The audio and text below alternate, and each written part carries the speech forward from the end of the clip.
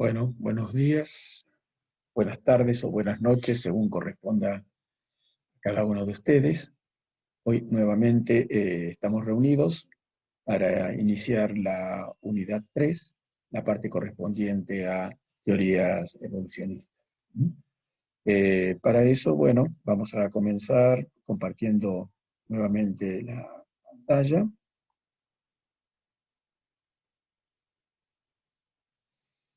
Eh, Nosotros vamos a ver en esta semana del 22 de octubre y la clase del 29 de octubre, los correspondientes a las teorías evolucionistas. La unidad 3 está compuesto básicamente por tres partes.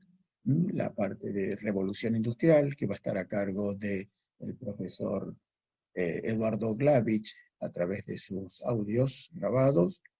A mí me corresponde la parte de las teorías evolucionistas y luego, cerrando la unidad 3, el profesor Leonardo Levinas va a hacerse cargo de el surgimiento de las ciencias sociales.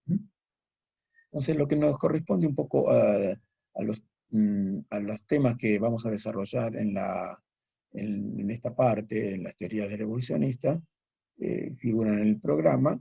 Vamos a tratar de ver surgimiento de las ideas evolucionistas, evolución, naturaleza y sociedad, el problema del origen del hombre, de la cronología bíblica al tiempo geológico y el caso Dover, Darwin versus Dios. Esto es justamente, si quieren, una parte eh, teórico-práctica de esta parte, de este tema de teorías evolucionistas, o evolucionismo, si quieren, en un sentido amplio, eh, para lo cual vamos a utilizar una estrategia un poco distinta a la que hemos usado años anteriores. Seguramente ustedes todavía no han leído el material correspondiente a una ficha de cátedra sobre teoría de la evolución, ni tampoco, digamos, una serie de ensayos del libro acerca del tiempo. Eh, Entonces, yo les voy a pedir que en lo posible, antes de la próxima reunión, que va a ser la semana eh, que viene, el jueves 29, vamos a subir seguramente la segunda parte que comenzamos hoy, pero allí sería conveniente que ustedes pudieran leer estos materiales, la ficha de teoría de la evolución de mi autoría, y también una serie de ensayos de la parte 3, el tiempo y la tierra y la vida, que serían los ensayos del 41 al 49, de ser posible, ¿verdad? Esto les va a dar un poco un marco general para poder, digamos, permitir tener una base para poder discutir algunas cuestiones que vamos a ver la semana que viene. Y es importante también para completar el tema que vamos a tratar de desarrollar hoy, que tiene que ver con las relaciones que entre el evolucionismo y la sociedad se han establecido, es decir, cuál es la importancia de la teoría evolucionista y cómo repercute sobre la sociedad, ¿verdad? Entonces, vamos a utilizar justamente un caso polémico, bastante bien documentado, uno de los últimos, porque esta polémica que vamos a presentar, que vamos a contar hoy, y un poco ustedes van a poder indagar más a través de estos dos videos, que ahí están los links para estos videos. Miren, está la duración, así que también pueden organizarse como para poder hacerlo. Bueno, y tiene que ver con el desarrollo de esta clase. Esto es justamente lo que vamos a debatir hoy. Vamos a evitar digamos, encarar el tema con aspectos demasiado técnicos. La semana que viene sí vamos a ver algunos detalles técnicos, sobre todo para poder cerrar un poco el tema de evolucionismo, planteando cuál es el panorama actual de la teoría evolucionista. Hoy, si quieren, con los elementos que ustedes tienen acerca del conocimiento de la teoría de la evolución, en general, dados por, bueno, las lecturas que hayan realizado o lo que hayan visto en, digamos, la escuela media, vamos a tratar de avanzar sobre eso. Bien, eh, acá tienen, bueno, un poco, este es un cuadro de Cranach el Viejo, del siglo XVI, donde plantea una escena bíblica de Adán y Eva en el paraíso, en el Edén, en el paraíso terrenal, toda una serie de animales creados por Dios y nombrándolos a cada uno. Y acá tienen otras escenas donde se los ve a Adán y Eva en distintos momentos del relato. Bien, eh, vamos a volver a plantear un poquito el tema de estas polémicas entre el evolucionismo y el diseño inteligente. Eh, Digamos entonces ahora, esta, mm, este relato vamos a comenzarlo analizando un poco eh, qué pasaba en el siglo XVIII. Nosotros hasta ahora estuvimos viendo la evolución científica del siglo XVII y las consecuencias, lógicamente, se perciben y se notan en el siglo siguiente, en el siglo de la Ilustración, el siglo de las luces, el siglo del iluminismo. ¿Qué significa esto? ¿Qué se ilustra? ¿Qué se ilumina? Bueno, se ilumina, la razón ilumina el conocimiento humano. Entonces, la Ilustración, digamos, como movimiento cultural en el siglo XVIII, como dice acá en el cuadrito, representa el desarrollo del programa fisicalista newtoniano en el estudio de la naturaleza. Es decir, los éxitos de la revolución científica y su culminación y su síntesis con la obra de Isaac Newton se ve reflejado en el siglo siguiente en todos los campos de la ciencia. Eh, el tema es que fundamentalmente, digamos, se ven reflejados en la física, la química y también en la astronomía, lógicamente, donde surgen estos movimientos de la revolución científica del siglo XVII. Pero en el campo de las ciencias de la vida, digamos, hubo cierto desfasaje y, digamos, se intentó alcanzar el mismo estatus que la ciencia física, pero resulta que al aplicarlo a los seres vivos, no resultaba tan sencillo encontrar leyes universales, de carácter universal, al estilo de la ley universal de la gravedad, para aplicarla al campo de los seres vivos. No había una ley universal del ser vivo. Eh, por motivos que luego, si quieren, vamos a develar. Bueno, quería un poco plantear ahora unos términos para, digamos, definir unos términos para que podamos entender de qué estamos hablando. Vamos a hablar de, justamente, como veíamos ahí anteriormente, una polémica que se estableció entre, digamos, el evolucionismo y ahí dice el diseño inteligente. Luego vamos a fundamentar por qué el diseño inteligente, eh, por lo menos para algunos, la inmensa mayoría de los biólogos y también gran parte del público en general, no así eran todos, eh, el diseño inteligente es una versión de la doctrina creacionista. ¿Qué es el creacionismo? y el fijismo, dice ahí, ¿no? El creacionismo es una posición religiosa que postula a un ser superior como el creador de todas las cosas, inclusive los seres vivos y también el hombre. ¿Mm?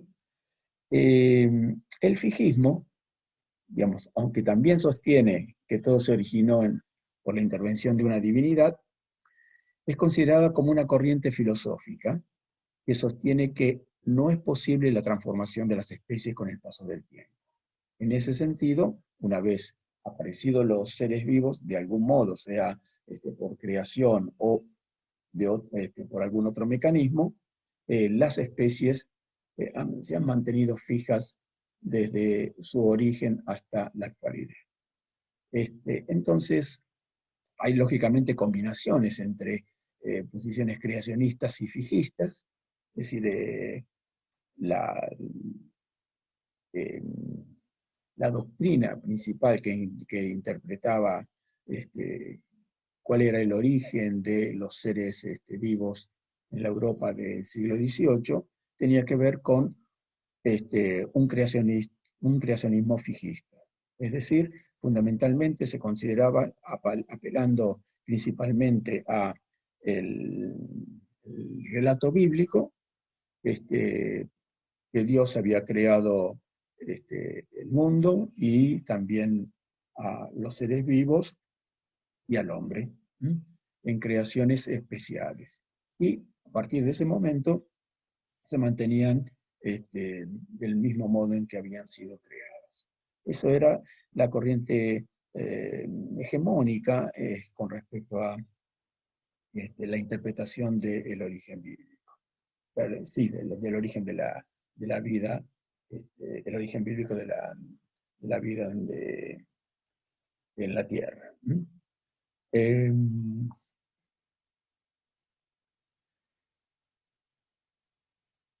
Dice, concepciones creacionistas y fijistas del siglo XVIII, bueno, dice, la aplicación esto corresponde un poco dentro de este marco creacionista y fijista. Lógicamente, se fue desarrollando también la ciencia influida por la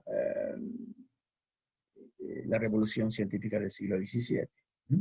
Entonces, eh, como no se podía encontrar esas leyes universales de los seres vivos eh, eh, similares a las que se habían desarrollado en la física. Recuerden ustedes, como dijimos anteriormente, la ley de la gravitación universal y las tres leyes de la mecánica. Entonces, por lo menos los naturalistas, también en ese momento todavía denominados eh, filósofos naturales, ¿m? Estos filósofos naturales que se ocupaban de la zoología, de la botánica, de la mineralogía, o sea, los elementos que componían los tres reinos de la naturaleza, ¿m? El reino animal, el reino vegetal y el reino mineral. ¿Qué hicieron? Bueno, lo que trataron de hacer es, si no podemos encontrar la ley universal de los seres vivos, por lo menos vamos a describir el repertorio total, digamos, el muestrario de obra divina, y tratar de entender cuál fue el plan divino que presentan estos seres vivos. Entonces, en ese catálogo de seres vivos, lo que se trató de hacer es reemplazar las clasificaciones eh, artificiales y utilitarias que podían haberse desarrollado, por ejemplo, seres animales eh, domésticos y animales salvajes, animales ponzoñosos y animales útiles, en fin, cualquier de esas clasificaciones que centran el uso que el ser humano hace de la naturaleza, ¿verdad? Entonces lo que trataron de encontrar es clasificaciones naturales que reflejasen qué cosa, y el plan divino.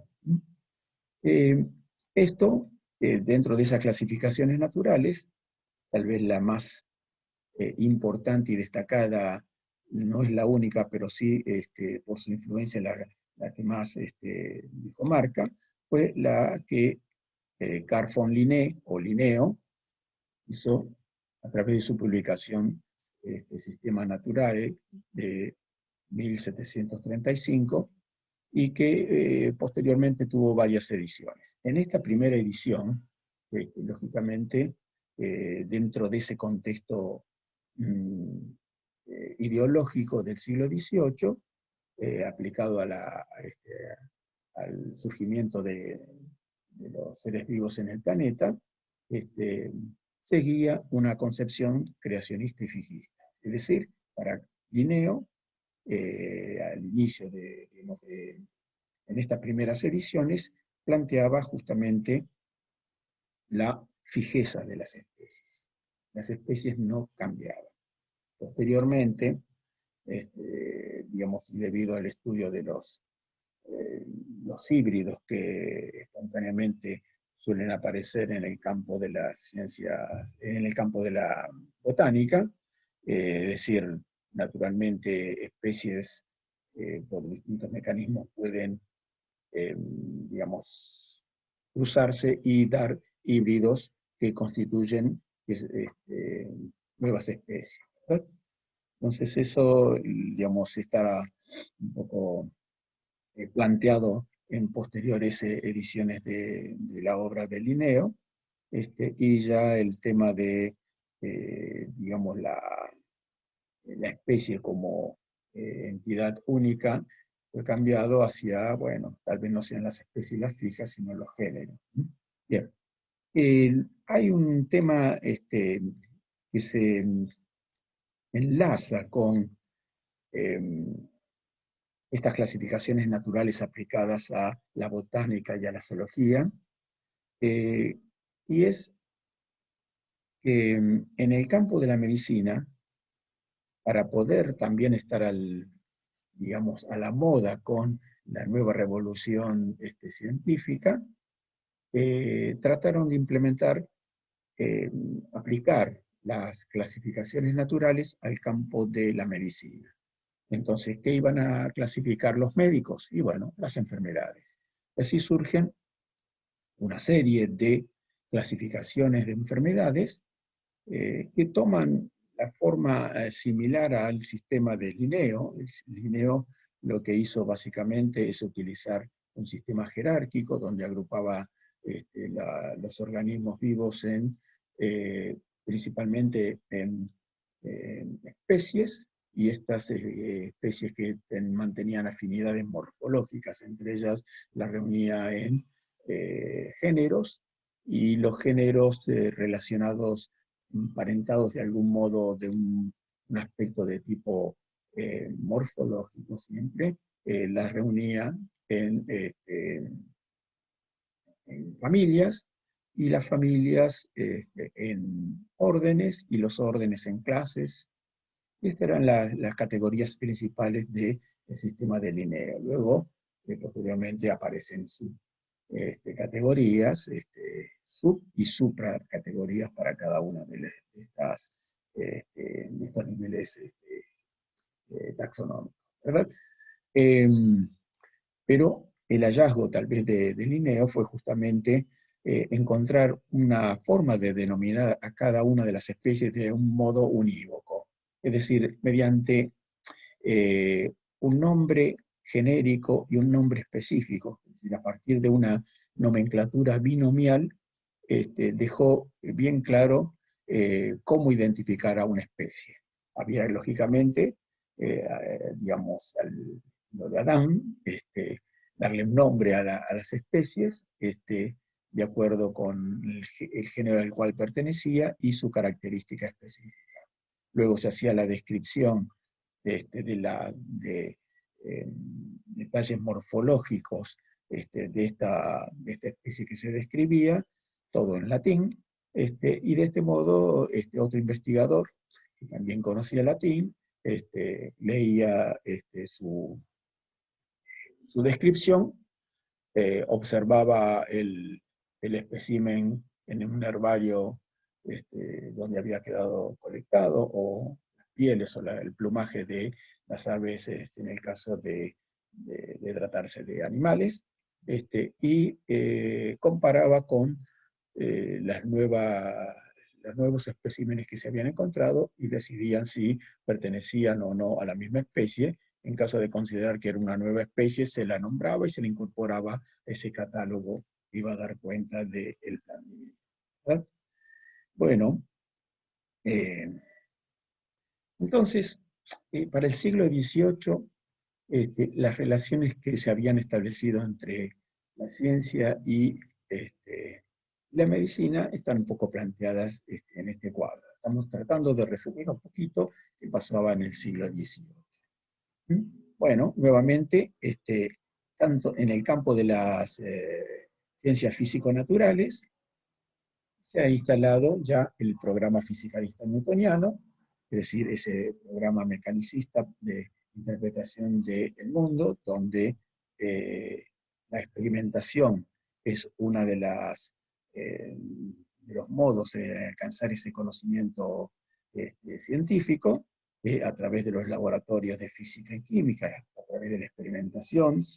Piensen ustedes en los campos en que se desarrolló, digamos, estos estudios: la electricidad, magnetismo, la química neumática. En la química neumática se refiere a la química de los gases, es decir, al análisis de los gases, y allí se descubrieron esas leyes que ustedes vieron, que conocieron en la escuela secundaria cuando estudiaron física.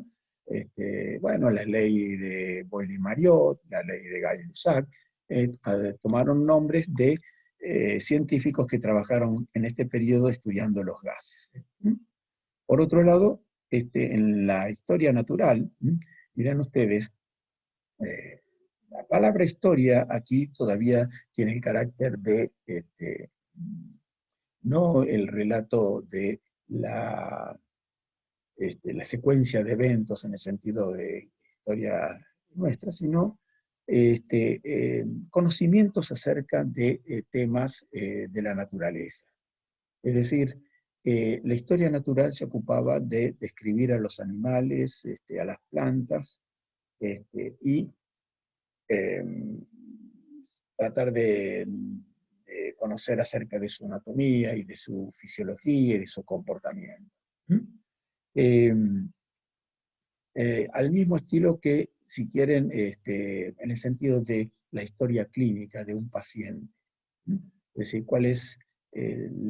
cómo van eh, transcurriendo su enfermedad, las características que presenta personales del paciente, digamos, en ese sentido, término de historia natural mm, va a aparecer. Entonces, fundamentalmente, la actividad central de la historia natural en este periodo fue justamente desarrollar sistemas de clasificación a partir del conocimiento de las especies que ya se conocían, muchas de ellas, las de Eurasia, y las de el Nuevo Mundo, y de otras regiones que fueron apareciendo y fueron siendo exploradas, ¿verdad?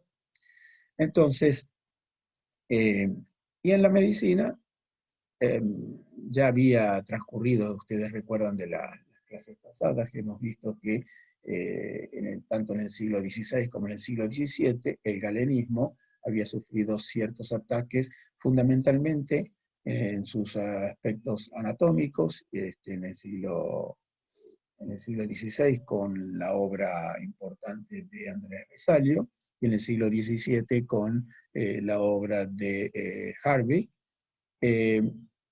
Pero el galenismo todavía se mantenía como el paradigma central de la medicina del siglo XVIII. Sin embargo, hacia el último tercio del siglo XVIII comienzan a cambiar algunas cuestiones por influencia, lógicamente, de lo que estaba ocurriendo en el campo de las ciencias físico-naturales, y allí lo que ocurre, digamos, vamos a volver después a mencionar esto en la próxima clase, pero básicamente hay una transformación de la medicina a partir de un cambio del rol de los hospitales.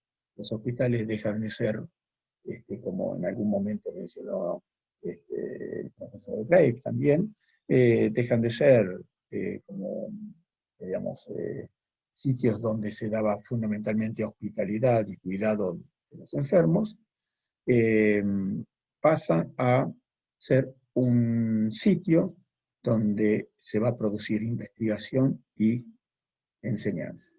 Entonces, ¿qué investigación? Bueno, la investigación de las enfermedades, ¿m? Enfermedades portadas por individuos.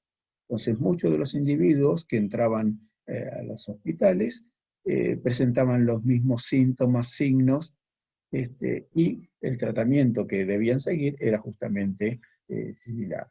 Pero toda esta información quedaba consignada en la historia clínica y esto permitía, digamos, a los médicos, digamos, estudiar un gran número de casos, agrupar los casos similares, clasificarlos, y luego esa misma información servía como base para poder enseñar a los estudiantes de medicina.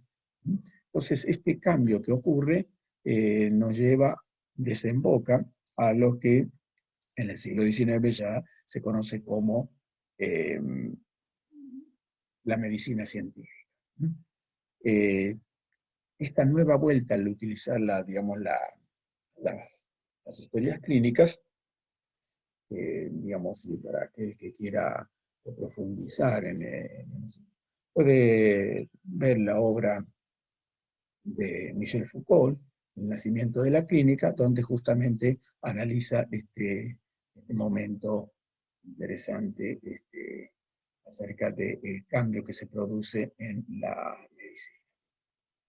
Bien, pero nosotros nos interesa ahora analizar otro aspecto que tiene que ver con el creacionismo y el evolucionismo, que es justamente polémicas en torno a el tiempo. Es decir, ¿cuáles eran las cronologías vigentes hasta el siglo XVIII? Bueno, básicamente en el siglo XVIII aparecen dos tipos de cronologías. Una ya instalada a través de la interpretación literal de la Biblia, una cronología breve, bíblica, creacionista, y luego aparecen otras cronologías planteadas por la ciencia de la Ilustración, tanto en la astronomía, con teorías de Kant y Laplace, en geología, de las teorías de Newton y Buffon, que, digamos, dieron un mayor periodo, un lapso mayor al tiempo para poder describir e incluir aquellos hechos que se observaban en la naturaleza. Entonces, digamos, el problema, las controversias que se dieron en torno a digamos, el tiempo, aparecen justamente en relación a que ya la cronología breve bíblica no era suficiente para poder incluir los eventos que se analizaban en el campo de las ciencias físico-luminales. Recuerden nuevamente, traten de leer los ensayos, los breves ensayos que aparecen en, digamos, el libro de usos del tiempo en la parte 3. Bien, entonces, con respecto a la cronología bíblica, bueno, según esta cronología bíblica, que es la exégesis literal de fuentes sagradas escrituras, sobre todo del Antiguo Testamento y del Nuevo Testamento también, pero ¿qué se consideraba? Se consideraba que la creación de la tierra había ocurrido en el anochecer previo al domingo 23 de octubre. O sea que la creación de la Tierra, del mundo, si quieren, ocurrió el sábado 22 de octubre a eso de las 18 horas, del año 4004 antes de Cristo.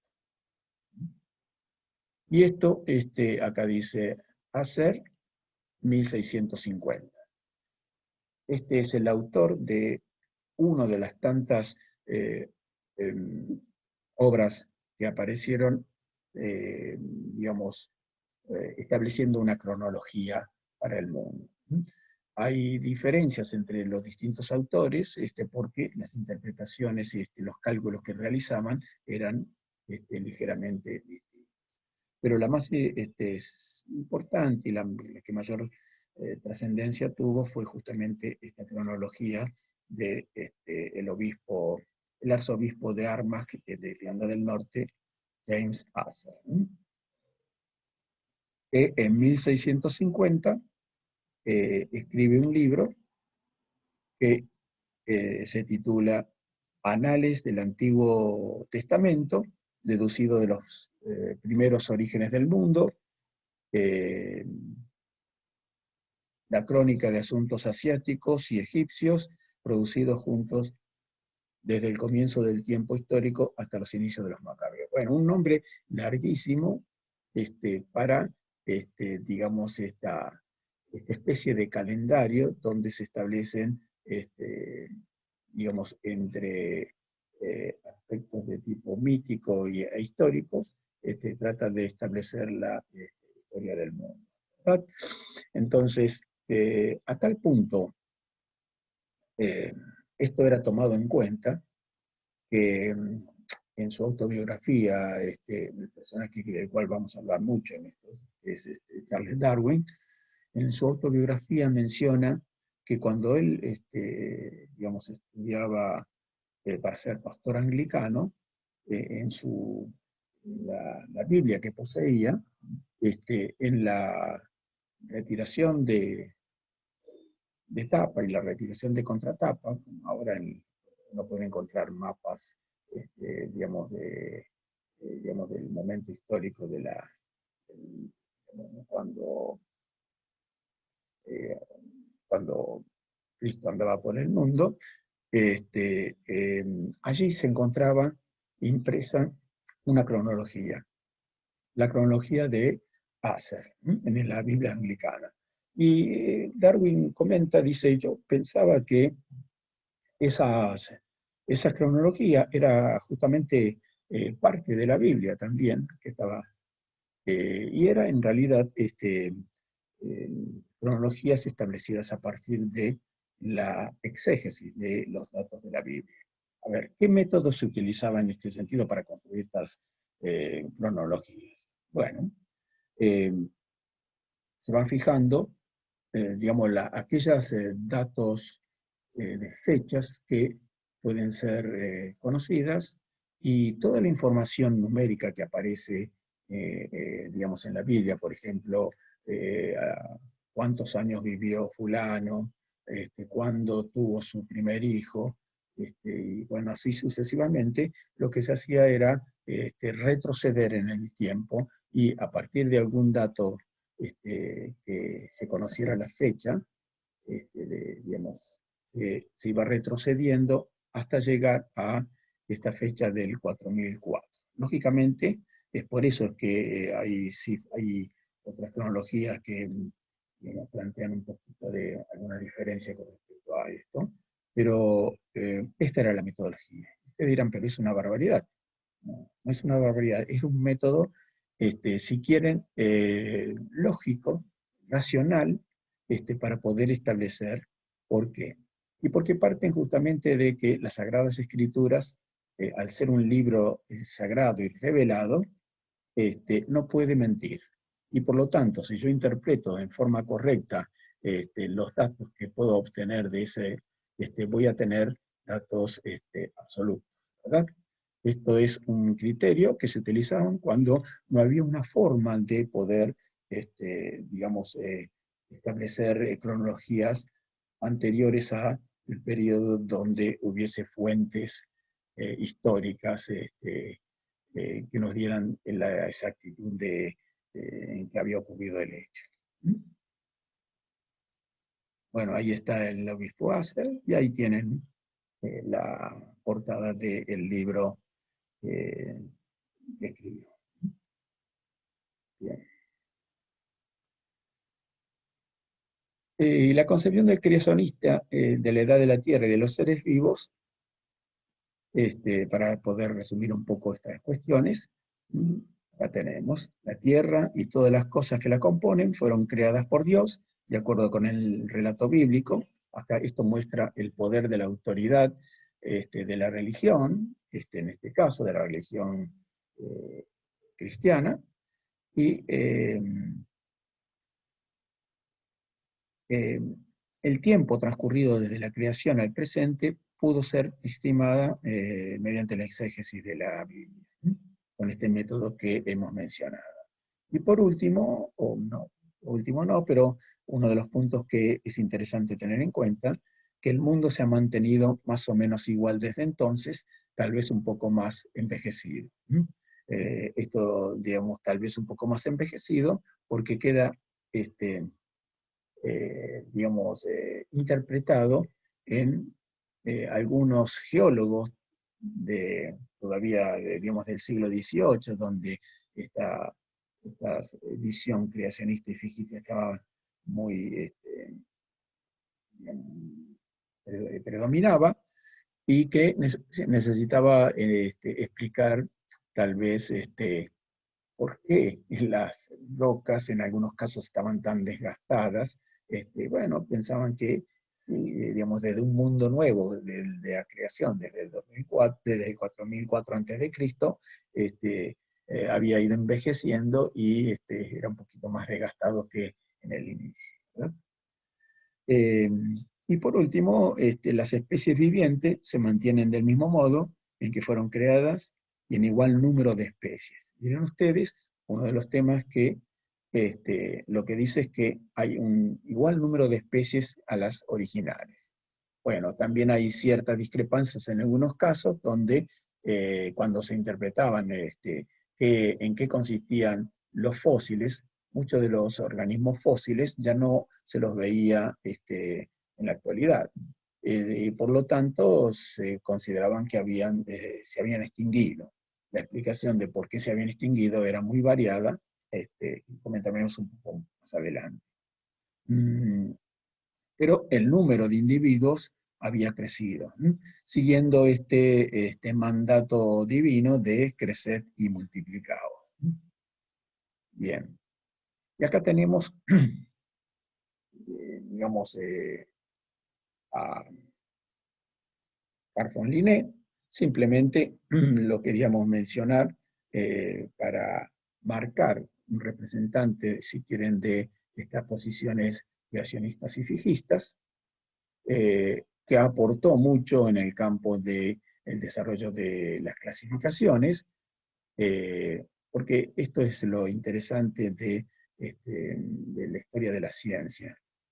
Muchas veces aquellos que se oponen digamos, a teorías que luego se tornan en la interpretación hegemónica, no necesariamente son olvidados y rechazados, sino que se reconocen que de algún modo y en su momento lograron aportar al conocimiento, en el sentido en que Newton y algún todavía anterior a él hablaba de que nosotros somos como enanos parados sobre los hombros de gigantes, y por lo tanto, aunque somos enanos, podemos ver más lejos que aquellos próceres de la ciencia que eran esos gigantes que se describían, ¿verdad? Entonces, acá nos pasa algo parecido. Carl von Linné tuvo sus limitaciones dadas por en el momento histórico en donde vivió, pero realizó aportes importantes que deben ser reconocidos. Los productos, digamos, de la influencia de ese programa fisicalista newtoniano, trasladado a a la astronomía, dio como lugar intentos de explicar el origen del mundo a partir de consideraciones de las teorías físicas y aplicar fundamentalmente la ley de la gravitación universal. Y por lo tanto, tanto Immanuel Kant como Pierre-Simon Laplace llegaron, bueno, el primero en 1755 y el otro en 1796, a publicar sendas teorías acerca del origen nebular del universo. En ese momento el universo era el sistema solar. Entonces, la idea fundamental es que a partir de una nube gaseosa,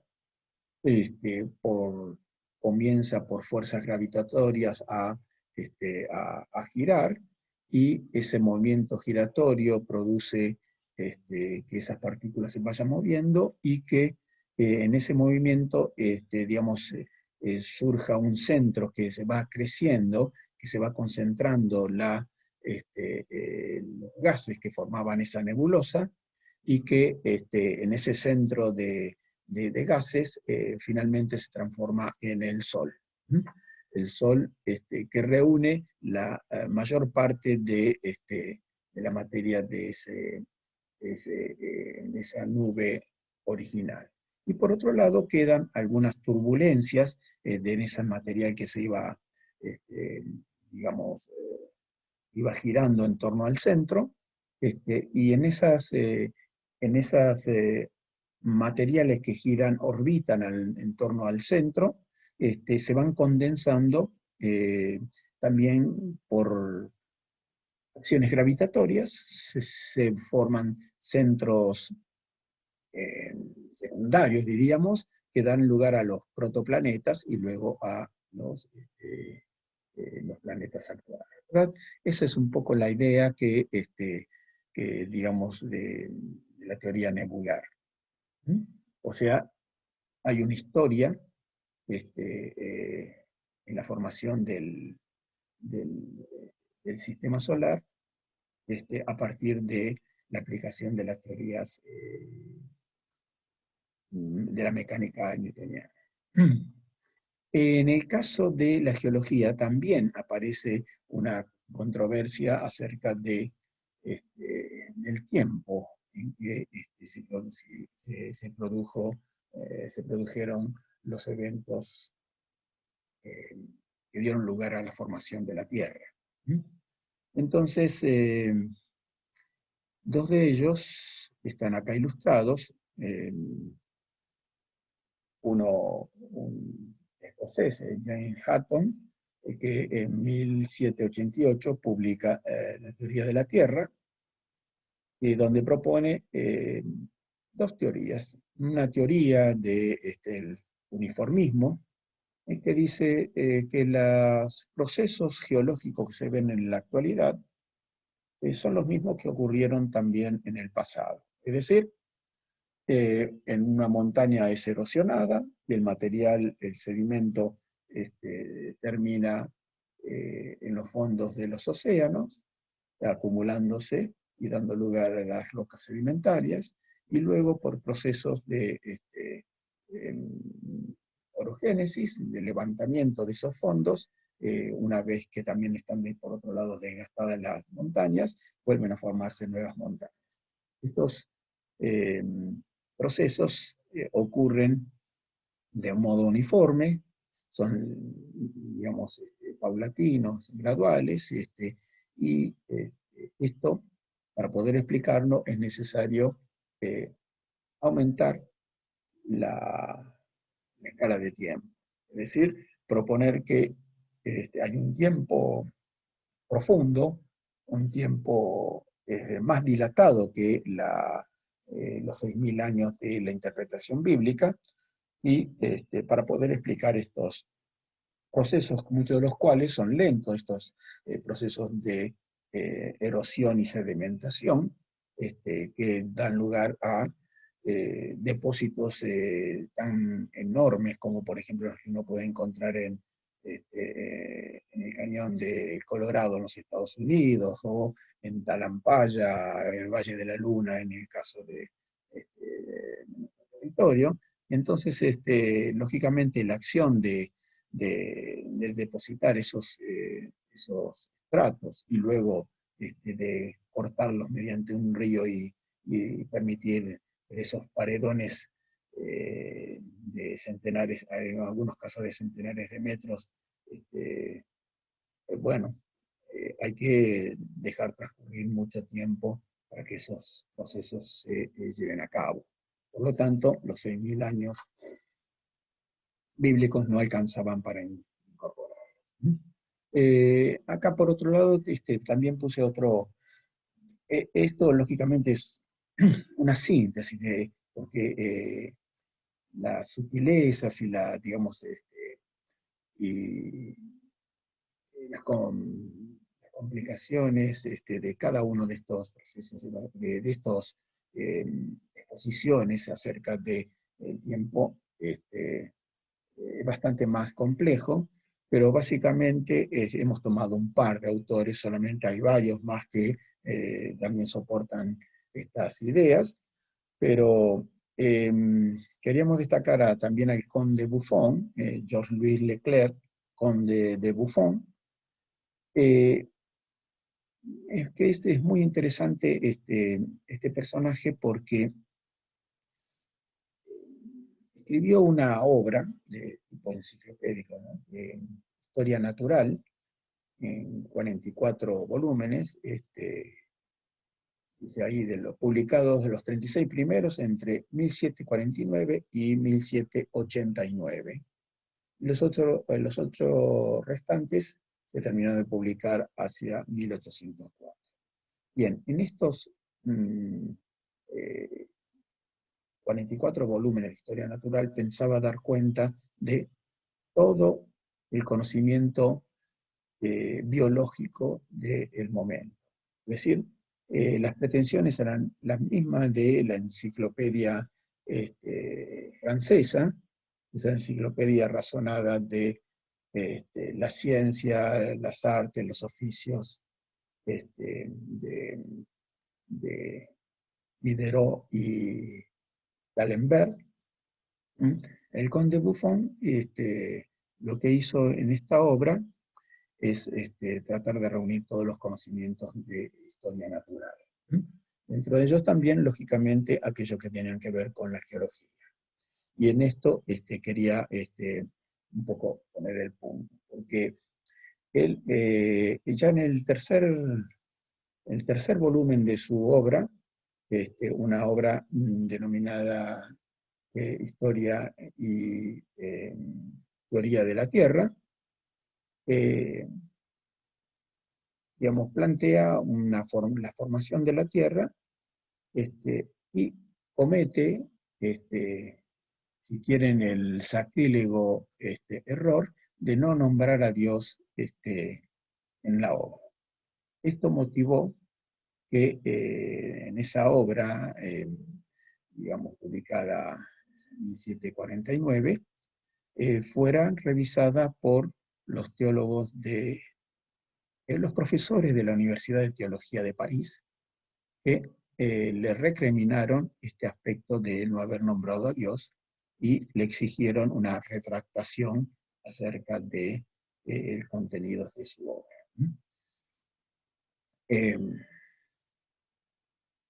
Lo interesante es cómo, bueno, y en esta obra vuelve, digamos, al cabo de cierto tiempo, de cierta cantidad de años, vuelve a publicar en una siguiente obra, justamente hacia 1788, una obra que se denominó Las épocas de la Tierra.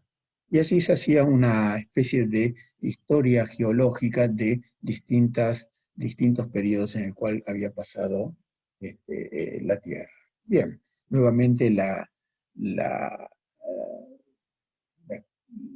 Facultad de Teología de la Sorbona le exigió retractación.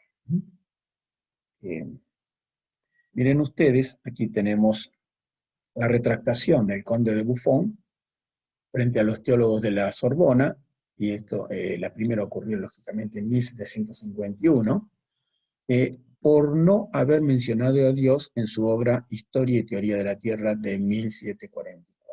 ¿Sí? Entonces, ¿qué dice aquí Buffon? Y van a ver si quieren un poco el tono hipócrita y si quieren, digamos, polémico en que responde. Si bien se aviene a eso, lógicamente, en esta retractación, lo que se ve es que los tiempos habían cambiado y que ya la religión no tenía el mismo poder que, por ejemplo, en el siglo anterior, cuando se exigió a Galileo Galilei a retractarse de, sus dichos, y lo hizo bajo, digamos, de un modo que,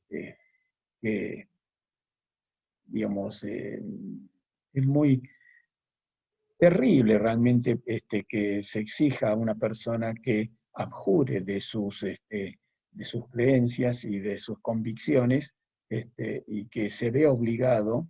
Esto sigue ocurriendo en distintas modalidades y distintas partes del mundo, y es realmente terrible que esto siga, digamos, eh, aconteciendo, ¿verdad?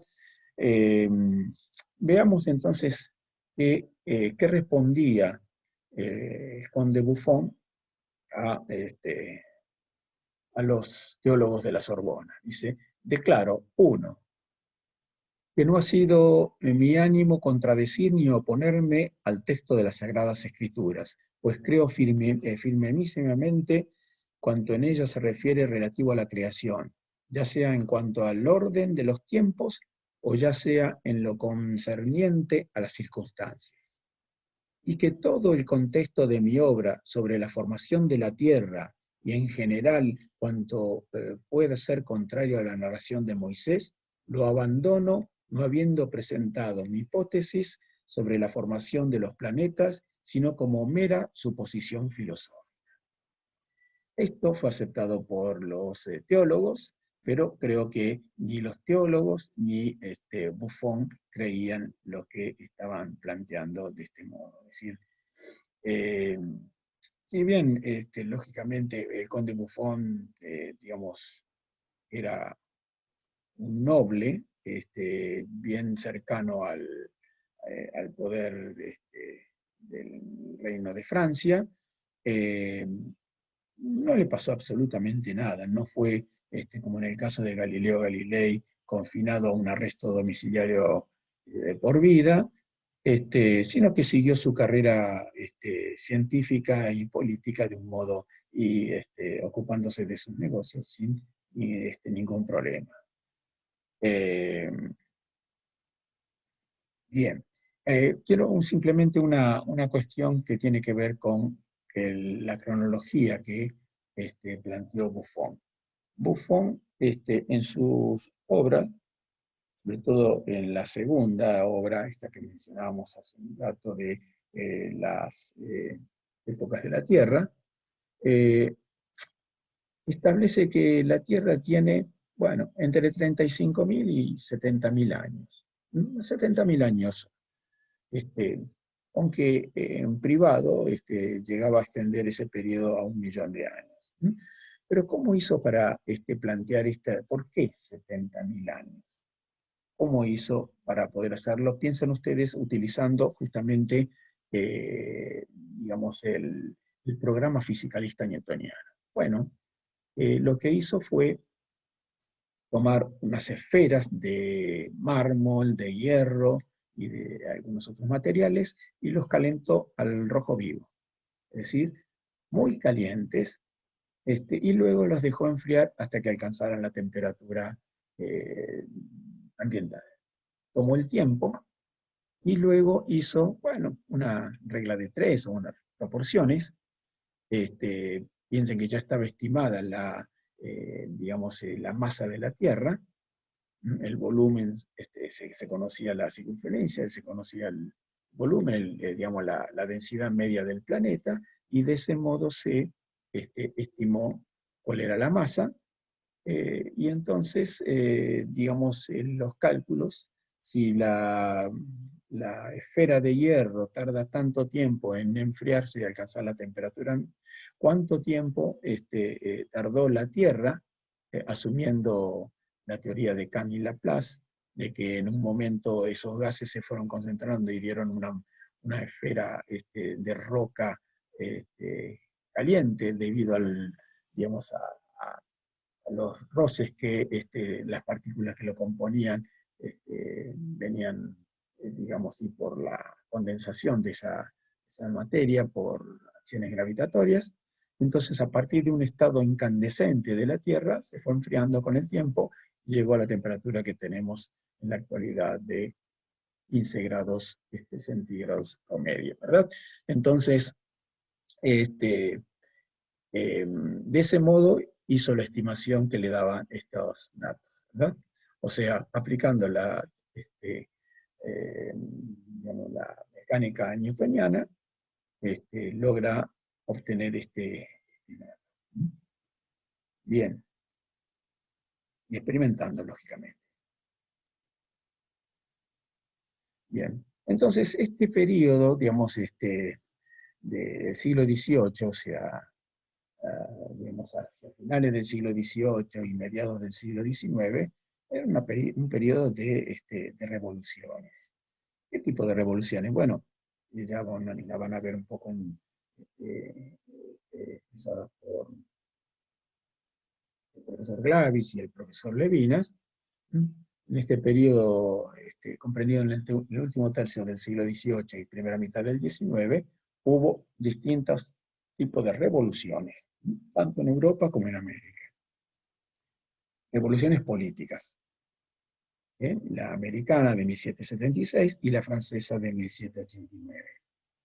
Y luego también las que transcurrieron en el siglo XVIII, 1848, en fin, una serie de cuestiones que fueron revoluciones políticas donde se cambiaron, digamos, la estructura de poder.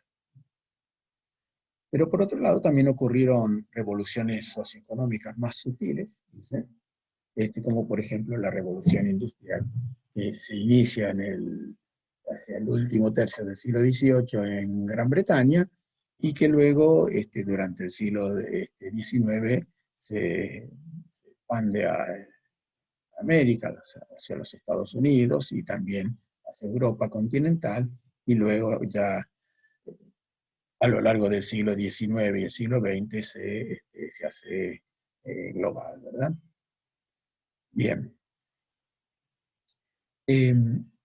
Ahora ya vimos qué es creacionismo y fijismo, y tratemos ahora de ver un poco a qué nos referimos cuando hablamos de evolución. Lo que nosotros vamos a tratar de plantear un poco en esta clase y la semana que viene es este tema que tiene que ver con cómo considerar la evolución. ¿Un hecho, una teoría, ambas cosas o qué más?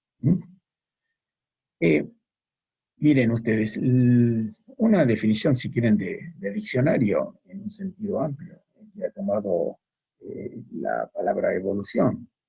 Piensen ustedes que originalmente evolución tenía, digamos, proviene de la palabra evolere, del latín, donde lo que básicamente significaba, si quieren, consideren en esto un pergamino, un libro de formato libro de la antigüedad, y que para poder conocer qué contenido tenía, era necesario volver desarrollarlo y poder leer el contenido. Entonces, esa palabra de evolución en el sentido de dar a conocer algo que está, digamos, envuelto, era justamente el sentido que tenía, ¿no? Y en un sentido amplio dice, es el origen de las entidades que poseen diferentes estados de una más características, y los cambios en las proporciones de las entidades en el tiempo. Esta es una definición que cabe todo lo que uno puede pensar que es evolución, ¿verdad? Evolución de las ideas, evolución de la tecnología, evolución de un organismo, evolución de la vida sobre la Tierra. Eh, Aplicado al campo biológico, digamos, la mayoría de los biólogos consideran que la evolución es tanto un hecho como una teoría. Es decir, hay una teoría científica basada en las evidencias surgidas y observaciones, experimentaciones que conforman la evolución un hecho. Es decir, la teoría explica cierta dinámica que ha ocurrido sobre los objetos que los ha ido cambiando en el tiempo. Esos objetos son los seres vivos, en el caso de la eh, evolución biológica. Pero, además, la evolución es un campo social de controversias y debates disciplinares y extradisciplinares. Hay una discusión en torno a la evolución internamente entre los pero esa discusión no es en torno a si es un hecho o no, porque la inmensa mayoría de los biólogos reconoce la evolución como un hecho. Vamos a continuar un poco más acerca de esto, y que hay una teoría que trata de explicar, o varias teorías que explican de un modo distinto. En esas varias teorías lo que difieren es acerca de los modos y los tempos en la forma en que transcurre esa evolución. Pero también hay discusiones extradisciplinarias que abarcan justamente al llevar digamos, a la teoría a otros campos, ocurren discusiones, y esto es en el campo filosófico, sociológico, histórico, político, religioso, etc. Entonces, básicamente hoy lo que vamos a ocuparnos un poco más es de este aspecto de la evolución. En el campo, la evolución como campo de controversias sociales. Bueno, aquí tenemos una definición de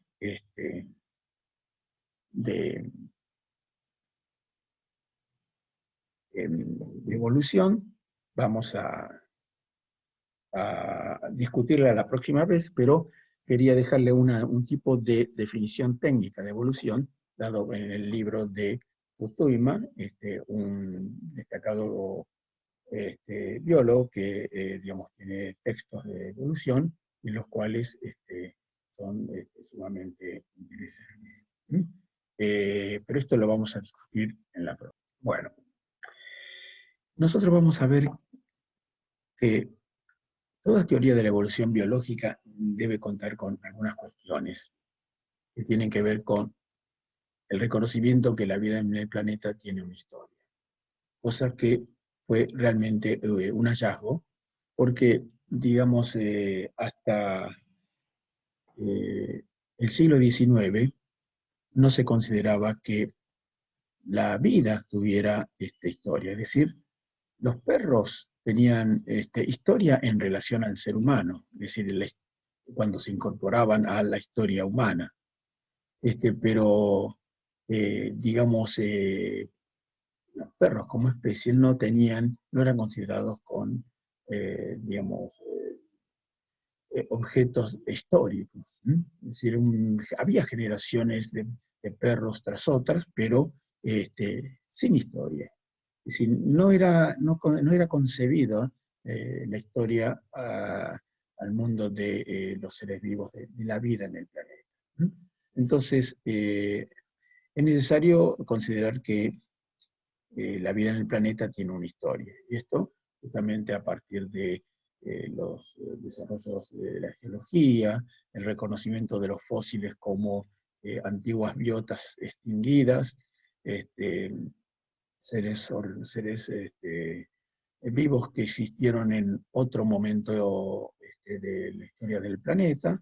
Entonces, eso hizo que, digamos, se empezara a plantear justamente la historia del planeta al estilo de esta obra que mencionábamos de Buffon, Las edades de la Tierra, ¿no? Por otro lado, necesitamos una cronología suficientemente dilatada para poder incluir todo tipo de eventos que, digamos, que hayan aparecido. Por ejemplo, los fósiles, la estratigrafía, paleomagnetismo, etc. Y por último, lo que necesitamos también es que, dado que la vida sobre nuestro planeta aparece de modo discreto, es decir, organismos vivientes que nacen, se desarrollan, se reproducen y luego mueren. Entonces, lo que necesitamos es una teoría de la herencia biológica, explicar cómo las características de los padres son transmitidos a los hijos. Algún tipo de explicación en torno a eso. Si la vida si existiera, no fuera, se presentara sobre la Tierra como de un modo, digamos, discreto, es decir, en unidades aisladas, bueno, simplemente sería la historia de un único organismo y eterno, ¿no?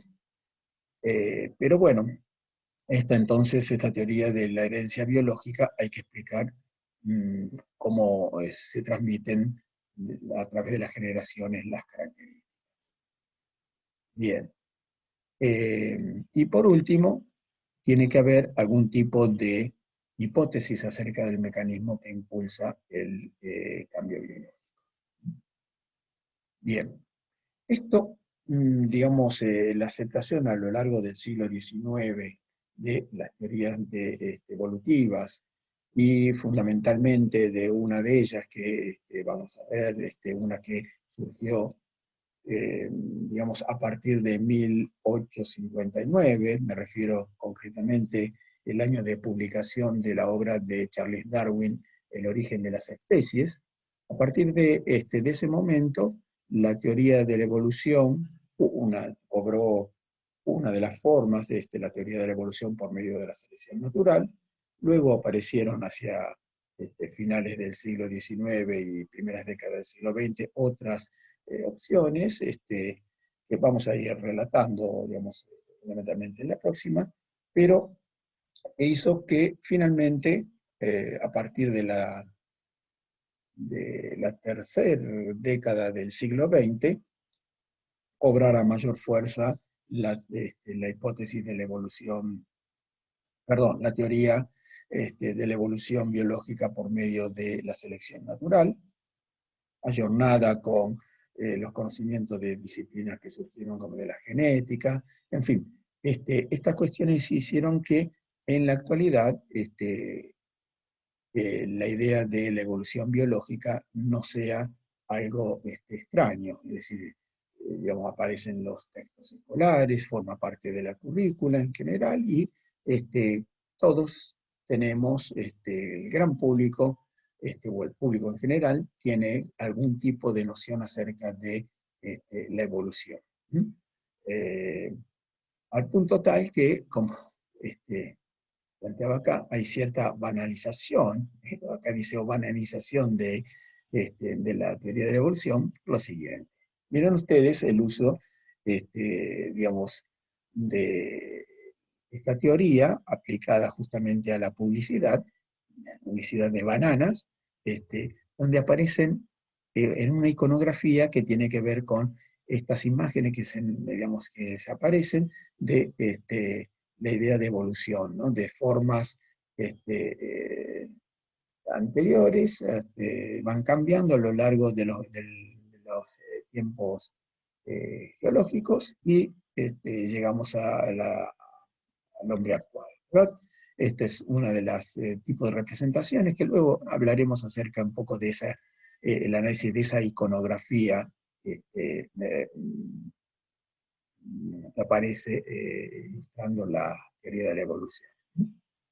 Bueno, hay otras, miren ustedes, en general acá también tenemos una, también un poco humorística, acerca de una, si quieren en la última parte, de una crítica acerca del uso de la tecnología. Partimos de simio, digamos, casi se traslada en forma bípeda, pero apoyándose todavía sobre sus miembros anteriores. Luego, digamos, llegamos nuevamente a esta situación donde la tecnología lo lleva a estar nuevamente agachado. O si quieren algún tipo de representaciones también humorísticas en torno a Homero Simpson y la evolución, los antecesores de Homero Simpson. Bien, hablamos hace un rato de El origen de las especies de 1859. Este es un libro que marca, si quieren, un antes y un después en el pensamiento biológico. En este libro, que acá tienen, digamos, la primera edición, el 24 del 11 de 1859 salió publicado, y dicen que en el mismo día se agotó la edición. Bueno, ustedes van pensando cómo hizo la gente para ponerse en la cola al estilo de cuando salían los libros de Harry Potter, que se iban tempranito a las librerías antes que abriera para tener su ejemplar. Bueno, había una forma en que se hacían los libros y se comercializaban los libros en el siglo XIX que tenía que ver con la suscripción. Es decir, la gente ya estaba suscrita a obtener un ejemplar de esta primera edición, y es por eso que en el primer día ya estaba agotada, si quieren, ¿no? Es decir, ¿por qué? Y bueno, porque ya Darwin, era un libro que estaba, los que lo habían comprado estaban esperando que saliera publicado, porque el personaje, el autor, ya era un personaje conocido en el medio, y ya tenían idea de algunas cuestiones que iba a plantear. Por lo tanto, este libro se publica y tuvo una repercusión social muy importante y casi inmediata. Acá, a la izquierda tenemos una página de un cuaderno de notas, uno de los cuadernos que llevaba Darwin desde muy joven, donde aparece hacia en la finales de la década de los 30 del siglo XIX, aparece un dibujo donde él pone, yo pienso. ¿Y qué piensa? Y piensa esto: un árbol donde está tratando de ilustrar qué pasa con las especies. Es decir, hay divergencias a partir de si quieren, un origen común, y van apareciendo las distintas ramas, y las distintas, la punta de cada de estas ramas es una especie, ¿verdad? Es decir, esta es un poco la idea de la evolución según Darwin.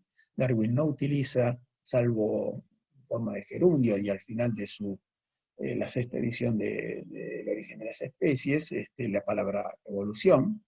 Él hablaba de descendencia con modificación, principalmente, ¿no? Es decir, descendencia que había cambiado. La palabra evolución, digamos, no se utilizaba en aquel momento, porque en realidad estaba más vinculada al mundo médico.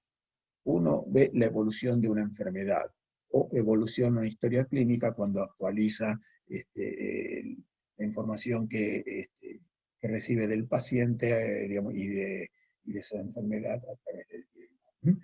Pero la palabra evolución en el campo de las ciencias naturales, aplicados a lo que hoy entendemos por evolución, no se utilizaba. Se utilizaba así la palabra transformismo. La palabra transformismo tiene que ver más con otro autor de finales del siglo XVIII y primeras décadas del siglo XIX, que fue Lamarck. vamos a hablar un poquito la vez que viene. Y ustedes lo van a leer cuando vean la ficha en detalle. Les pido que esa ficha de teoría de la evolución la lean con detenimiento porque digamos, cubre los aspectos tal vez más importantes que por lo menos queríamos destacar. Allí van a ver, además del origen de las teorías en Europa, cómo fueron receptadas en las distintas sociedades, en particular la sociedad argentina y las relaciones que se establecen entre ellas. Eh, bien. En lo que resta de la charla de hoy, que va a ser relativamente corta y que tiene que ver con ese pedido que yo les hice que vean esa polémica entre evolución y creacionismo, esa polémica que se denomina Darwin versus Dios, en esos videos, que, digamos, rescata el juicio, que uno de los últimos eventos donde transcurre esta disputa entre evolución y creacionismo, en realidad ya el creacionismo está cambiado por diseño inteligente, que es una nueva versión ayornada del creacionismo, y con pretensiones de convertirse en una teoría científica. Vamos a ver cuáles son las posiciones que uno puede adoptar en torno a esto, si se trata de una teoría científica o no, cuál es el criterio de ciencia que yo utilizo para incluir o expulsar una teoría, en fin, dónde es el campo en que se va a tener que resolver este conflicto. Y bueno, vamos a tratar de ver. Acá tienen ilustrando un par de obras. Una que es ¿Por qué la teoría de la evolución es verdadera? Ese es un libro de Jerry Cohn de el 2009, es decir, un año en que hubo una proliferación de textos vinculados con la teoría de la evolución, por dos motivos. Uno, porque se cumplía la efemérides del eh, bicentenario del nacimiento de Darwin. En 1809 había nacido Darwin y en el 2009 se cumplen 200 años. Pero también el sesquicentenario de 650 años de la publicación del libro El origen de las especies. Por lo tanto, motivo para aquellos que les gustan las efemérides es, digamos, festejarlo con la aparición de muchas obras. Esta es una obra donde justamente considera necesario escribir un libro afirmando la veracidad de las teorías de la evolución, no tanto hacia el interior de la especialidad de la biología, o de las ciencias biológicas y biomédicas, sino eh, en función de, digamos, el resto de la comunidad en el cual están inmersa esta teoría, ¿no? En nuestra cultura. Y por otro lado, acá tenemos un libro donde justamente se va a sostener la otra visión contrastada, digamos, en polémica con la evolución. Bien. Vamos a mencionar rápidamente ahora una serie de debates que existieron en la historia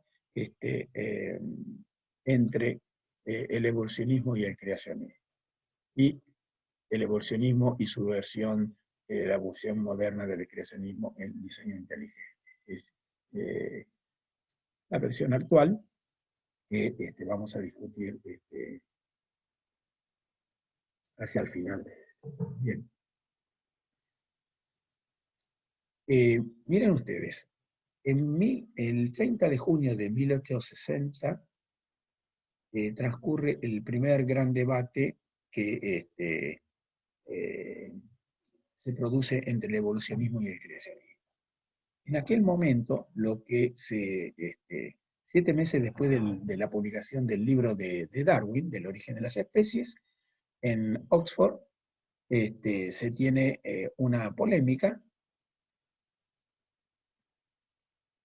donde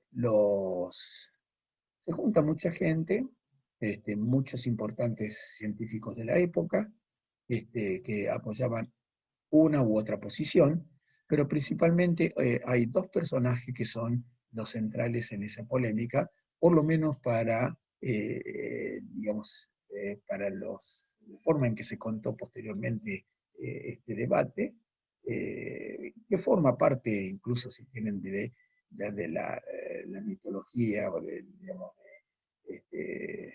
darwiniana, en donde uno de ellos, Thomas Huxley, llamado también el Bulldog de Darwin, porque era el defensor. Darwin era una persona que era renuente digamos, a polemizar demasiado, estaba más bien empleó justamente a otros personajes que salieron a discutir y a pelearse por él. El caso más extremo fue justamente Thomas Huxley, que realmente lo defendió, y posiblemente en gran medida la difusión del darwinismo en el último tercio del siglo XIX tuvo que ver con la actividad de Thomas Huxley.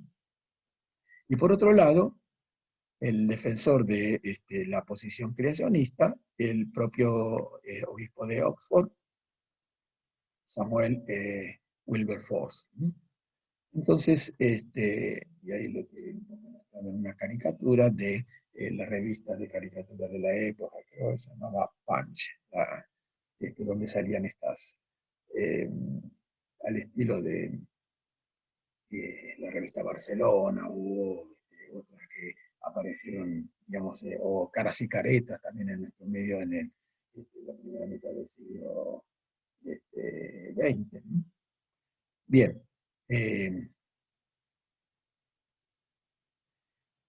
Esto transcurrió en esa discusión anterior, diríamos que se llegó a tablas. Ambos bandos se dieron por contentos y dijeron que habían derrumbado las posiciones del otro. En realidad, como en el ajedrez, digamos, fue un empate. La mitología darwiniana dicen que Huxley arrasó con, digamos, la figura de Wilberforce, porque aprovechó que, según cuenta este, digamos, este relato mítico de lo que ocurrió allí, porque efectivamente está muy controvertido, no se sabe exactamente cuál fue lo que ocurrió y cuál fue, digamos, los resultados. Pero eh, dicen que en un determinado momento Wilberforce le pregunta a Huxley, pero señor Huxley, ¿usted desciende del mono por parte de su abuela o de su abuelo? Y entonces Huxley, digamos, aprovechando justamente esa situación, se manda un discurso donde, digamos, apabulla al otro y digamos, muestra lo irracional de esta forma de discusión, diciendo que justamente que, digamos, él prefería descender digamos, de un ser, eh, digamos, una forma simiesca, y no de un individuo pensante y cultivado como el obispo Wilberforce, que utilizaba esa cultura y ese conocimiento para planteos tan absurdos. ¿No? Bueno, hay distintas versiones, la cuestión es sobre esto. Ustedes pueden verlo en internet, o hay también las polémicas en torno a primera gran polémica entre este, evolución y creacionismo, que incluso dio lugar a infinidad de textos acerca de la guerra de la ciencia contra la religión, es decir, planteado como una guerra. Este, pero bueno, la cuestión es que esta situación de tablas, que quedaron más o menos empatados, se mantuvo hacia, digamos, el resto del siglo XIX y primeras décadas del siglo XX. La iglesia o la religión mantuvo su posición importante en cuanto a la interpretación de cómo había surgido el mundo y la vida en la Tierra. Y la evolución sufrió distintos altibajos, un periodo de eclipse del darwinismo, la aparición de otras disciplinas, un descrimiento también acerca de la teoría de evolución, porque acusada de las aplicaciones sociales que se había hecho de sus ideas, se habían motivado, según ellos, la Primera Guerra Mundial, y lógicamente eso hizo que las acciones, si quieren, del evolucionismo y de la idea de progreso estuvieran en baja y cayeron en descrédito en alguna medida, ¿no? La gente se desilusionó por las promesas incumplidas de la ciencia decimonónica y de la evolución y de las aplicaciones de la evolución a la sociedad. Dejaron cierto descontento y por lo tanto eh, digamos, permitieron el resurgimiento de las posiciones creacionistas. Al punto tal que eh, en 1925 aparece una ley antievolucionista en el estado de Tennessee, la ley Butler. Es decir, aparentemente, digamos, cuando uno lee un poco la historia en detalle de cómo surgió la ley Butler, bueno, Butler era un congresista que, digamos, insistía en esta ley antivolucionista y la ley fue discutida y pasó. Este, Aparentemente, para muchos de los que, digamos, dieron su aval para que saliera la ley, pensando que era una ley casi trascendente, no iba a tener demasiada repercusión, pero sí que planteaba justamente la relación entre la enseñanza de las teorías evolutivas en, en, en la educación norteamericana. Eh, Esta ley declara ilegal la enseñanza de la evolución humana en las escuelas públicas estatales. Y en el artículo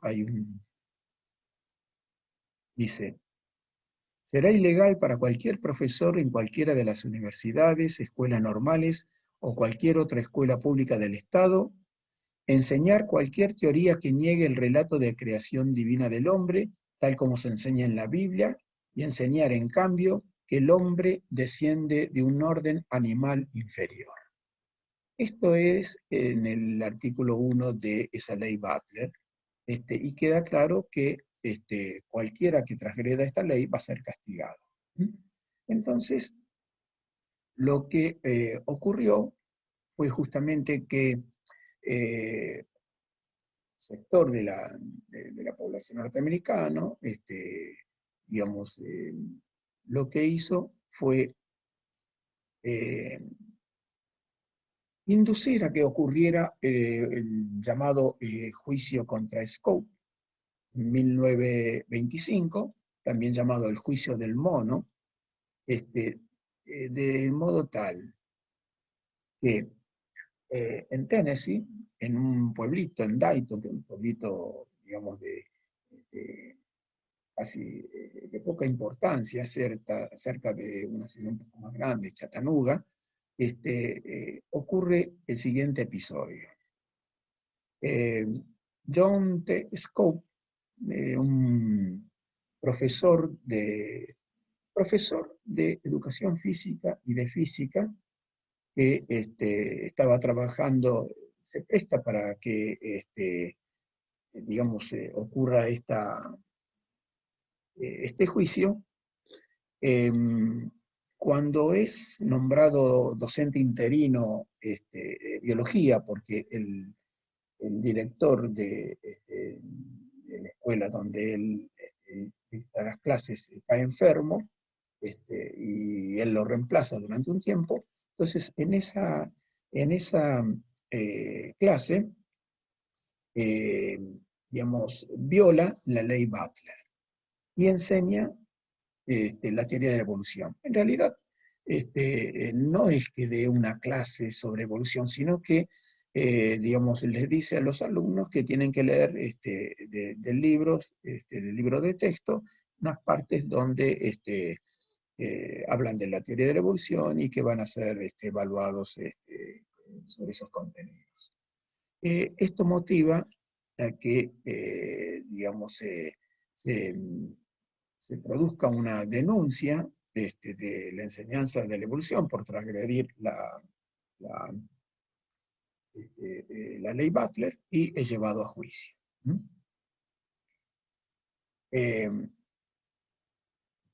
Dice, Scott decidió violar la ley de instancias de American Civil Liberties Union, el ACLU, y consiguen un defensor, un abogado de la defensa, que es Clarence Darrow, y también allí en la parte que va a defender, mejor dicho, que en la parte acusadora, que el estado de Tennessee lo lleva a los estrados a Scope, es William Jennings Bryan.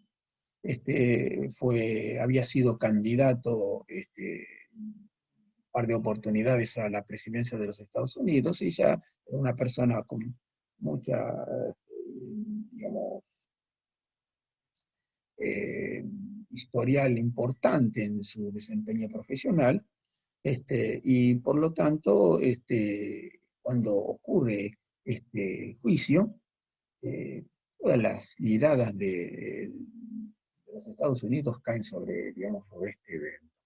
Por lo tanto, se transforma casi de ser un caso, digamos, de un juicio estatal, de un estado en una pequeña ciudad y donde se ha violado esta ley, pasa a la escena pública, ¿verdad?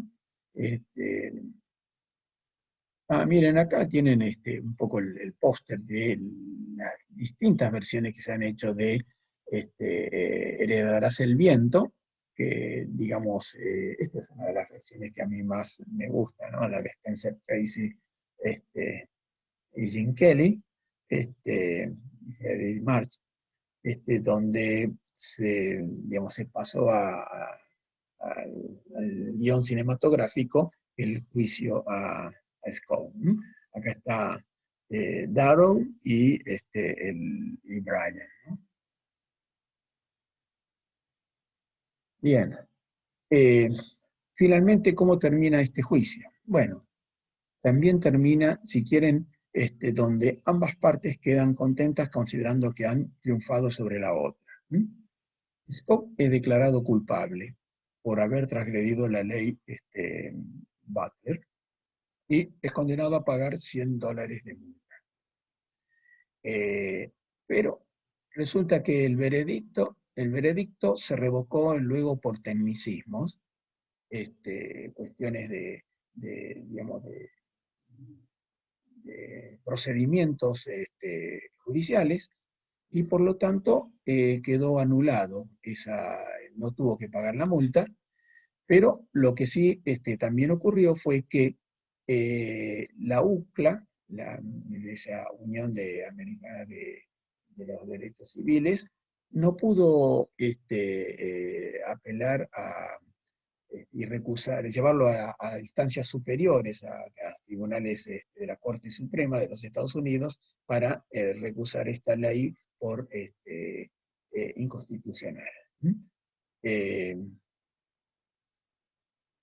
Recién, 42 años después digamos, de esta ley, eh, fue abolida. En 1967. Fue abolida en Tennessee, en Arkansas y en Mississippi. Es decir, esta ley de prohibición de la enseñanza de la evolución. Algunos dicen que tuvo que ver ciertas circunstancias internacionales, que fue que, miren ustedes, en 1959 los soviéticos, en aquella época existía la Unión Soviética, y pusieron en órbita el Sputnik 1. Y después, poco tiempo después, el Sputnik 2, donde la perrita laica comenzó a orbitar. En esa guerra fría que se había declarado, se había establecido, mejor dicho, entre la Unión Soviética y los Estados Unidos luego de la Segunda Guerra Mundial, comenzó también una guerra espacial, digamos, una carrera espacial en la cual los soviéticos sacaron a finales de la década de los 50 cierta ventaja.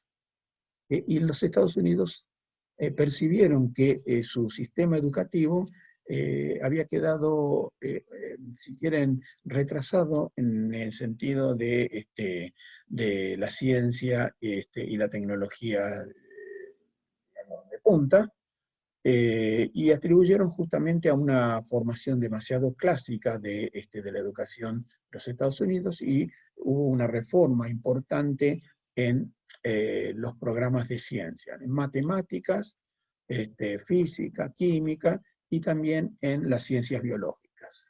Entonces, los cambios que se produjeron en curriculares en la biología, se incluyó, lógicamente, dentro de esos cambios, se incluyó la enseñanza de las teorías evolutivas.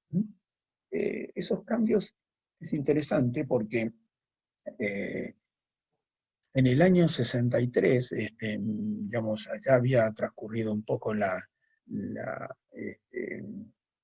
implementación de estos nuevos programas en los Estados Unidos, y hubo digamos, una convención digamos, de educación en Costa Rica en los años 63, y a partir de los resultados de esa convención se aplicaron también una reforma de los programas educativos en distintos países de Latinoamérica. Allí, digamos, aquí en este país, por ejemplo, se dejó digamos, en la antigua currícula, en la antigua currícula aparecía botánica, zoología, anatomía, como materias un poco, si quieren, independientes. Se cambió justamente por una currícula donde había una biología 1, biología 2, biología 3, donde se veía un enfoque ecológico, un enfoque, si quieren, un enfoque evolutivo, y luego sí aplicado también este, eh, al cuerpo humano, pero ya de una visión más moderna e integral de la enseñanza de la biología. Bien, esto es con respecto a las razones por las cuales fueron abolidas esta ley, que miren ustedes, duró en Estados Unidos hasta 1967. Pero, sin embargo, la influencia todavía de las, de la iglesia, o de grupos de iglesias fundamentalistas en los Estados Unidos, mantenían cierto poder, y lograron que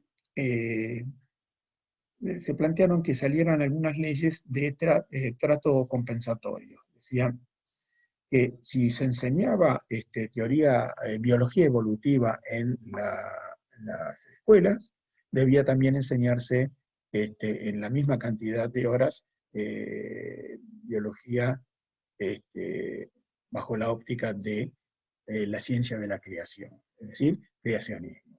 ¿Mm? O sea, que iban a lograr, bueno, más o menos un alumno, si quieren, en cierto modo esquizofrénico, donde en una clase de biología le enseñaba una posición y en la otro tipo de biología se le enseñaba la otra campana. ¿Mm? Bien, esta situación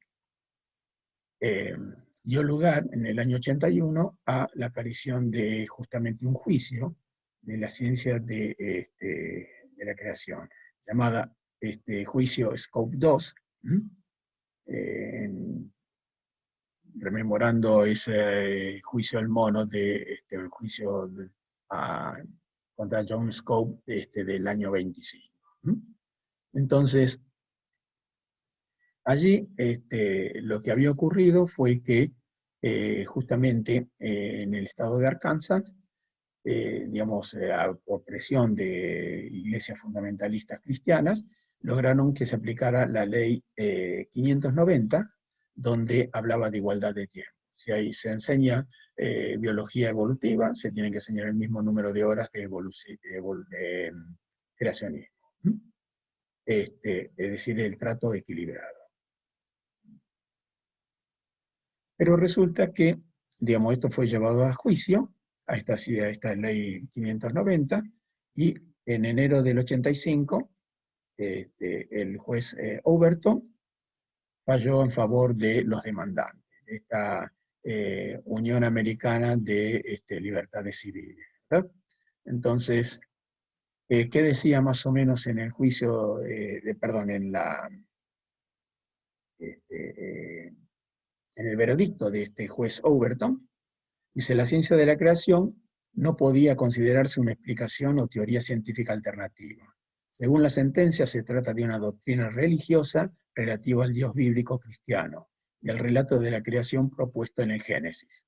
La ley 590 era, por lo tanto, un intento de imponer la religión en una escuela sostenida por el Estado, lo que constituiría una violación a la primera enmienda de la Constitución Federal, es decir, a la Constitución de los Estados Unidos.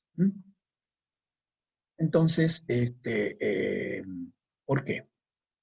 Y porque resulta que el texto de la enmienda de los Estados, de la primera enmienda de los Estados Unidos, dice lo siguiente: el Congreso no podrá hacer ninguna ley con respecto al establecimiento de la religión, ni prohibiendo la libre práctica de la misma, ni limitando la libertad de expresión, ni de prensa, ni el derecho a la asamblea pacífica de las personas, ni de solicitar al gobierno una compensación de agravios.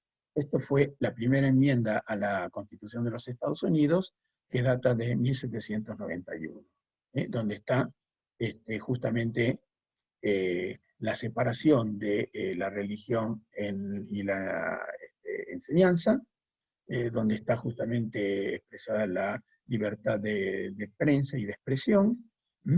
Esta es una enmienda muy importante para el pueblo norteamericano y lógicamente se interpretó que esa ley 590 la transgredía. Entonces, la ley de tratamiento equilibrado, digamos, también apareció en Luisiana, en los mismos términos que había aparecido el anterior en Arkansas, la ley de 590. También aquí, digamos, en una apelación que hubo, dio como veredicto: el efecto pretendido de la ley es desacreditar la evolución, contrapesando su enseñanza en cada caso con la enseñanza del creacionismo, que es una creencia religiosa. Es decir, se establecía que la teoría de la evolución era una teoría científica, no religiosa, mientras que la teoría apoyada por la ciencia de la creación era una teoría religiosa basada en la Biblia. Por lo tanto, eso digamos, violaba la primera enmienda y, lógicamente, tenía que ser rechazada su enseñanza en las escuelas públicas. Y bien, y llegamos entonces a el juicio Scoppi del siglo, en el año 2005, el caso fue Kismiller y otros contra el distrito escolar de la región de Dover y otros. Aparece en el 2005 y es justamente la que ustedes pueden ver en los videos, que va a ilustrar bien las relaciones que se establecen entre ciencia, tecnología y sociedad, la influencia mutua que tienen la ciencia sobre la sociedad y también la sociedad sobre la ciencia, y dónde se resuelven las cuestiones, ¿no? Vamos a ver que aquí, digamos, ese debate por la ciencia transcurre en otro campo, que es el campo educativo y jurídico. Bien, entonces el juicio comenzó el 26 de septiembre del 2005 y duró 6 semanas. En 6 semanas se resolvió ese juicio y el juez John Jones III falló hacia finales de diciembre, el 20 de diciembre del 2005, sacó el veredicto. Se estaba cuestionando justamente este texto, que era el motivo el juicio.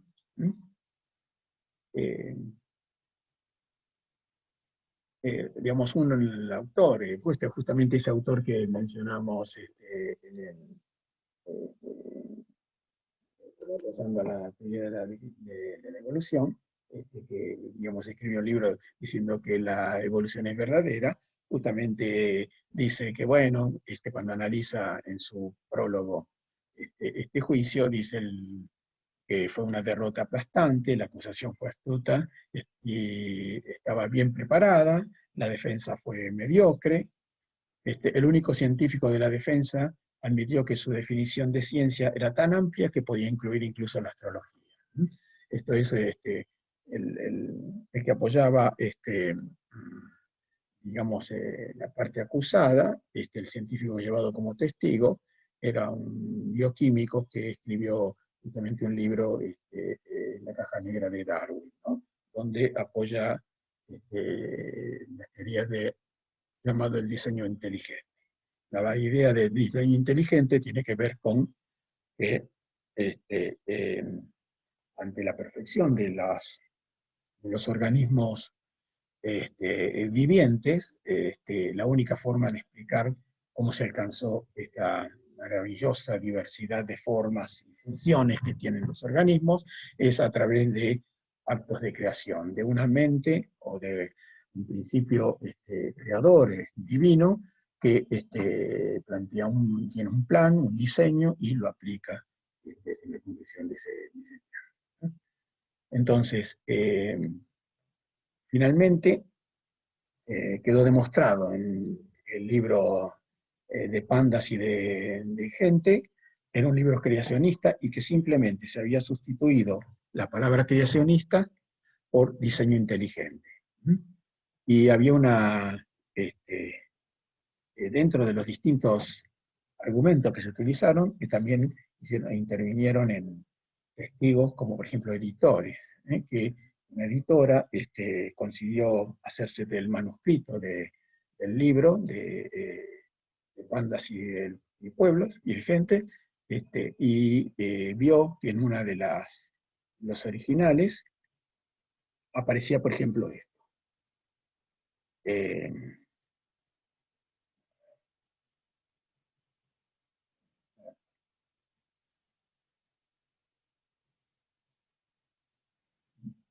Bueno, aparece, acá justamente me quedó medio tapado, pero ah, bueno, aparece entre la palabra creacionismo mal borrada, se le ponen encima la palabra diseño inteligente y quedan una palabra medio compuesta entre los dos, cosa que motiva la idea de que fue reemplazado mecánicamente la palabra y pegada sobre la otra. Bueno, Y acá dice, y por casa comandamos. Hay algunos casos locales que son interesantes y que vamos a hablar un poquito en la próxima clase, cuando veamos algo de la inclusión de las ideas evolucionistas en la Argentina. Pero, por ejemplo, recientemente, o hace unos años, ¿qué pasó con el caso de los contenidos básicos comunes de la Ley Federal en el 95? También algo similar en enseñanza de la evolución en Cava del 2013, y por último, en el 2017, y bastante reciente, la enseñanza de creacionista en Salta. Entonces, de todo esto vamos a hablar un poquito la vez que viene, pero es importante que ustedes revisen los materiales bibliográficos que van a estar a su disposición, sobre todo la ficha de evolución, los 2 videos, y si pueden, lógicamente también vean los artículos, los ensayos del libro de Usos del Tiempo, de la parte 3. Bueno, con esto nos despedimos y hasta la próxima semana. Gracias.